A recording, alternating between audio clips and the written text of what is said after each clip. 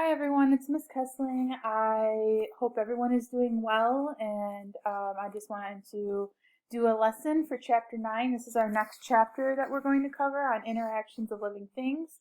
This lesson is going to be about Lesson 1, Ecosystems and Biomes. You can find information in your textbook, the black textbook with the leopard, the one that you have on your Chromebook on page 308. There will be an assignment tomorrow that goes along with this video, so make sure you watch the video, and then also, if need be, refer back to the video or, like I said, page 308 in your textbook. So the key concepts here, so the objectives, what we should know by the time we're done with this is what are ecosystems? So you should be able to define what an ecosystem is. What is a biome? And then finally, what happens when environments change? So all the time around us, our environment's changing. What happens when these environments change? All right, so first up, what's an ecosystem? So first of all, ecology is the study of ecosystems, essentially. So ecology is the study of organisms and how they interact with each other and their environment. So you can't really study ecosystems unless you study ecology. So again, it's the way in which organisms interact with everything around them, other organisms, and the environment around them. So every organism on Earth lives in some kind of ecosystem. So what an ecosystem is it's all living things and non-living things in one place. So if you look outside, the ecosystem around you is all the birds, the squirrels, everything that's living, as well as everything that's non-living, like the soil, if there's any tree branches on the ground, any dead logs. So things that are non-living and living all together. So this below here is an ecosystem. So you can see in this ecosystem we have some fish, we have some birds, some living things other than the animals are the lily pads, we have a snail here, some grass, but then also some non-living organisms as well, like the rocks, the soil. You could even consider the air in the ecosystem something that is non-living.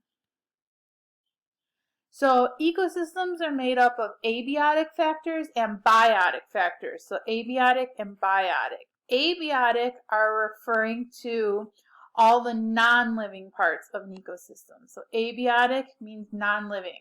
So some examples of abiotic factors would be water. Water's not living. Lights. So anything in an ecosystem that's not living. Light again, I said. Temperature, soil. Let's see. You could do sunlight if it's other than like temperature. I'm trying. Oxygen. That's one I was trying to think of. I apologize. So these are just a couple abiotic factors. So in this example below, you can see the amounts of abiotic factors in an ecosystem determined on the organisms that live there. So for example, in a desert, if there's an organism that needs a lot of water, they're not going to live in a desert. Or if they need fresh soil, they're not going to live in a desert. So like a pine tree, for example, needs a good amount of water, they're not going to live here. They're going to live in other places, like a rainforest. Trees and organisms that do need a lot of water would live here. Same thing with temperature. So obviously the polar bear would not be able to survive in a hot ecosystem. So polar bears live in the cooler ecosystems. Same thing with lights. A lily pad, like in the bottom of an ocean, a lily pad's going to live up on the top of the water where it gets sunlight, whereas the angler fish does not need a lot of light, so it's going to live deeper in the ocean. So the types of factors, abiotic factors, are going to determine what organisms live in those ecosystems. Okay. Biotic factors, so if abiotic are the non-living things, you could probably assume that the biotic factors are all the living things or the once living things in an ecosystem. So let's review. Let's look here. What are some factors you see here? So let's start with the biotic. Let's start with some living things. We see a turtle. We see some deer, maybe a fish. I see a lily pad. Let's see, there's a hawk back there. Do you see any more? You can go ahead and name some. There's a cottonwood here. Looks like there's a toad, some daisies. Biotic also include the once living, so we have this log here that could be a biotic factor as well. What about some abiotic factors we see here? So abiotic are non-living. And again, you might not necessarily see it. So one would be the sunlight. So we can see the sun there. Even if it wasn't there, you know it's there. The air, you can't see it, but you know it's there. Temperature, we could assume it's probably a nice day out there with this in this picture. All the animals are at the pond. You can see probably some rocks. Looks like right down here below the fish we have some soil, maybe some sand and some rocks. So those are some examples of abiotic factors. So again, biotic, living or once living, abiotic, non-living. So then we have some terms in the book: population versus community versus a biome. So this is where it gets a little more detailed. So a population is referring to all of the members of one species in one area. So if you look outside or go to the woods near your house, you might see a couple populations there. So one example of a population you would see in a woods would be like the deer population. So all of the deer that live in a forest together is considered the population. Another one in the woods next to your house maybe would be a squirrel, the squirrel population. The elmwood tree population. So there's probably a lot of tree populations in woods near us, but the elmwood tree population would be one. And then another one would be like the bunny population. You could also, basically any living thing that lives in the woods is considered its own population. Now, a community refers to all the populations within that community. So if we take the deer, the rabbits, the trees, and put them all in one spot, that's what they're referring to as a community. So communities kind of feed on one another. They help each other. So in that tree, when the leaves fall, those leaves then provide things for the other organisms in the woods. So for example, those fallen leaves can provide food for worms, shelter or protection to toads hiding from predators and also living in those leaves, and also food for other organisms like decomposers, like the mushrooms in those woods. So all the populations in a community kind of interact and help each other out and help with survival in that ecosystem thriving. And then we have biomes. A biome is referring to the geographical area on Earth that contains ecosystems. So there's lots of biomes. So basically you can consider Earth the biosphere, and then there's several biomes within Earth. So there's a tundra, a grassland, a desert. You have saltwater biomes, freshwater biomes. And they all, like I said, possess their own organisms.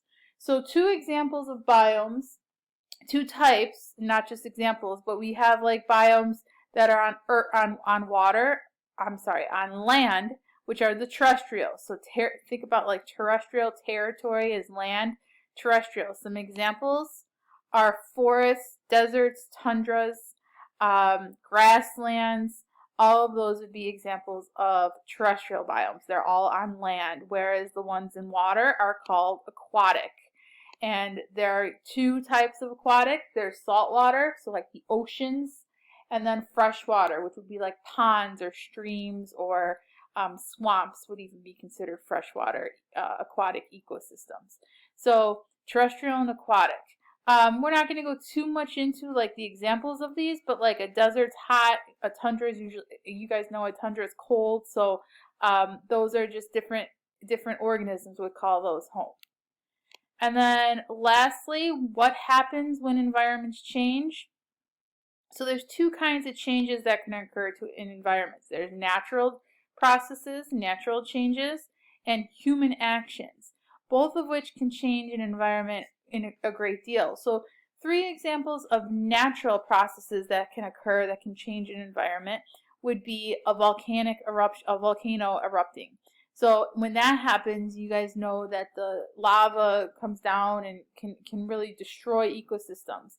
That's one. This is an example of erosion. So like if a this takes a long time now. If a lake or water were to go over something for a long time, it's going to create erosion like the Grand Canyon. And then another natural process that can change ecosystems are earthquakes.